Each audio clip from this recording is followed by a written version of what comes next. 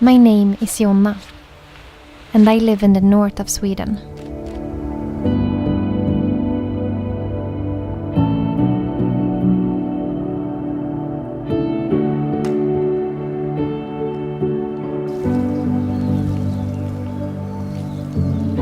Sweden is a country with a lot of light. And it's also a country with a lot of darkness. It all depends on what season it is.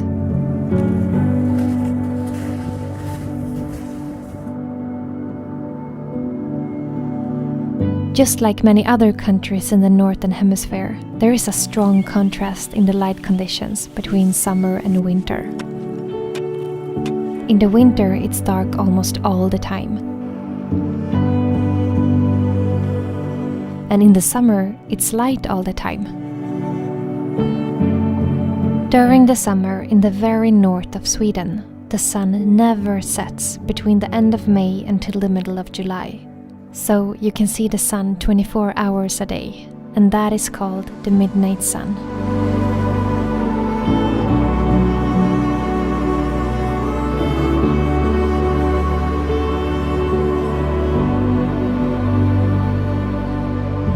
And then, during the winter in the very north of Sweden, it's the opposite.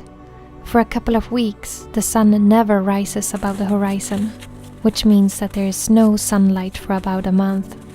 And that is called the polar night. These extreme contrasts in light is caused by the rotation of the Earth in relation to the position of the sun. And the further north you go, the bigger the contrast. I live in the middle north of Sweden, and if I'm lucky and it's a clear sky, I can see the sun above the treetops for about an hour during the darkest time of the year. It's the middle of the day, and this is how high the sun goes up now. It's just a little bit over the horizon, or over the trees. But winters like this one, when it's been cloudy every day, I actually didn't see a glimpse of the sun for over a month. But just a few days ago, now in the beginning of January, I got to feel the sun on my face again. This is the first glimpse of the sun that we see in over a month. Do you see this? And that feeling, when you begin to feel the sunlight again in January, is always overwhelming. It's like seeing the sun for the first time in your life.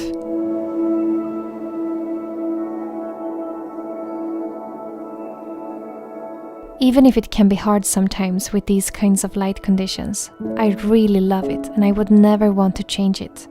I think the light is never as beautiful as it is during these most extreme times of the year.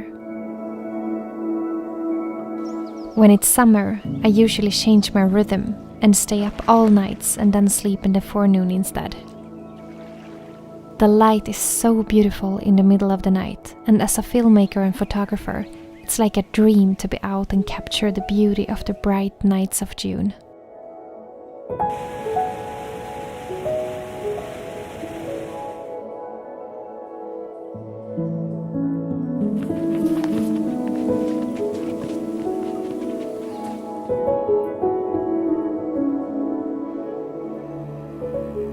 And then in the winter, even if we don't get so much sunlight, we at least get a few hours of twilight during the day.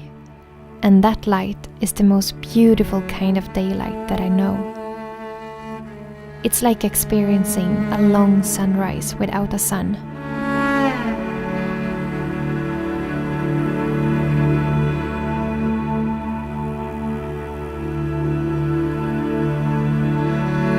And when it's a clear sky and the sun is rising just a tiny bit above the treetops, it spreads a soft and pink light all over the landscape, and that is beyond beautiful.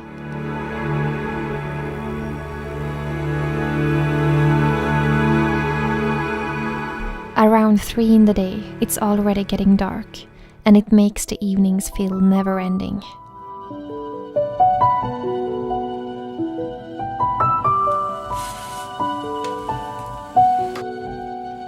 But the darkness makes us see what is never visible in the light.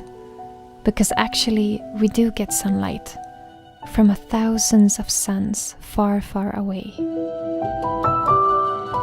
I live in a place where there's no light pollution and the night sky is breathtaking. And for me, that is one of the reasons that I really love the winter here.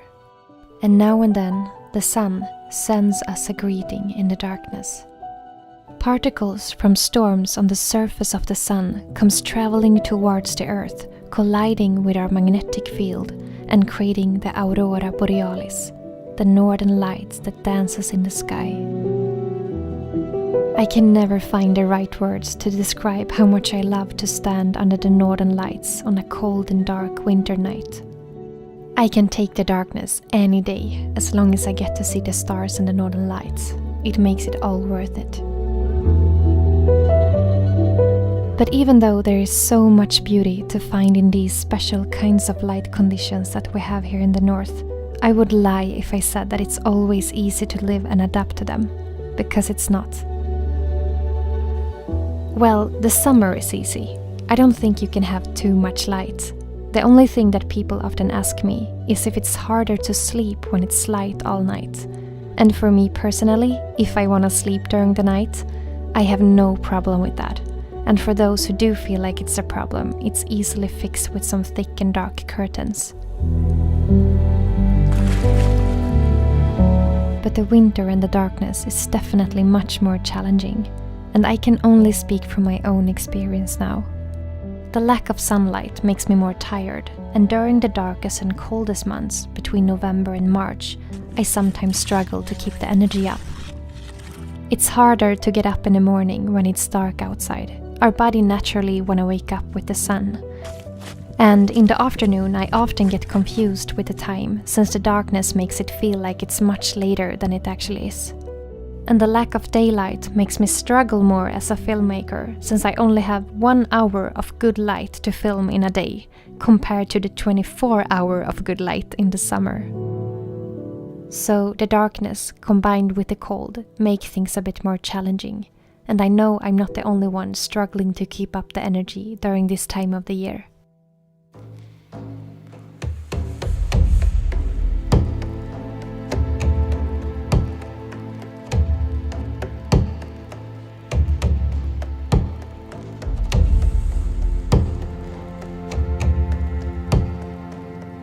But of course, there is many things you can do to make the winters a little easier.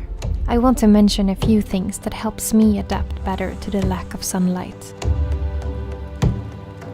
For me personally, I think that the tiredness that I feel in the winter is the hardest part. The energy level is so low sometimes, and the cure to that is not always to sleep more. It can actually be to do the opposite. So I try my best to keep being active and moving my body as much as I can, and get as much daylight as possible. I go for long walks with my dog every day. And if the weather is good, I like to go out in the forest with my snowshoes and my camera, or go skiing. I also love to take ice baths. It's something I started doing a few years ago, combined with breathing exercises using the Wim Hof method, and it has become my favorite way of boosting myself with new energy when I need it the most. Going into that freezing water is actually the last thing that my body wants to do in that moment. But putting myself into that kind of discomfort is awakening something in me that helps me reset my body. Believe it or not, but cold swims and cold showers has many good health benefits. It's not for everyone, of course, and it's important to get knowledge before trying an ice bath if you have never done it before. But for me, it has been a great source of energy and joy during the winter time. So, I really feel a big difference in my energy levels in the winter when I move my body in some way. It doesn't need to be a full workout, but just something, a little every day, that makes you feel alive. When we can't get enough energy from the sun, I think it's even more important to make sure that we get enough energy and nutrition from our food. Nature has so much to give us in the summer that we can harvest and save for the winter when we need it the most.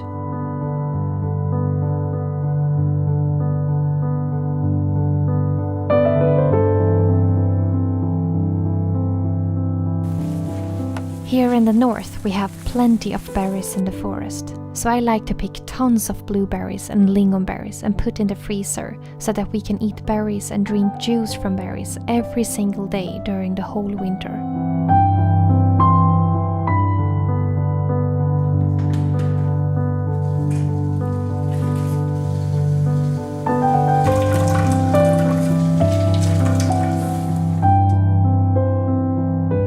I also like to pick different herbs that are good for our health and dry them to make my own tea for the winter. One of my favorite teas to drink when it's cold and dark outside is simply made out of birch leaves. I pick them just as they begin to bloom in the spring, while they are still small and light green. And the tea smells and tastes just like how it smells like in the spring. And in the middle of the winter, I think it feels so comforting to have a piece of the spring to remind you of the wonderful time to come when everything is blooming and the birds are singing again. And of course, I also take vitamin D supplements since we don't get anything from the sun in many months. Even though that would never replace the sun, I believe it can help a little bit. The list of things you can do to handle the darkness is endless. These were just to mention a few. But I think that the most important thing of all is to accept and adapt to the cycles of nature. I definitely feel a big difference in the energy during summer and winter, both in nature and in myself. And that doesn't mean that it's right or wrong, it's just different. I think the winter and the darkness can cause a lot of unnecessary suffering when we are trying to force ourselves to feel the same as we do in the summer. It's okay to feel tired. It's okay to feel lack of inspiration, and it's okay to need more sleep and to let things slow down.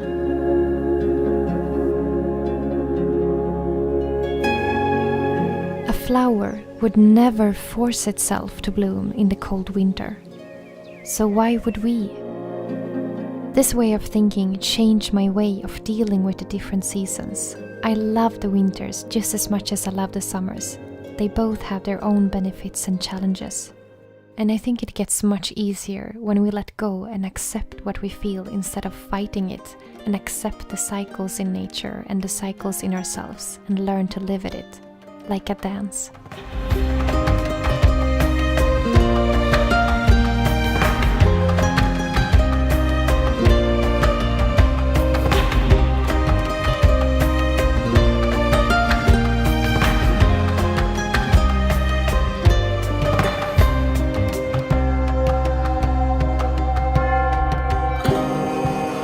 So, this is how it is to live with the light and the darkness in the north of Sweden, from my perspective. The extreme contrasts in light also creates a bigger contrast to the seasons, and they all have their own beauty. I love the constantly changing seasons, and that you can see and feel how the light changes a little bit for every single day that goes by. The beautiful balance of light and darkness is my greatest source of inspiration, and it makes every day feel new and different.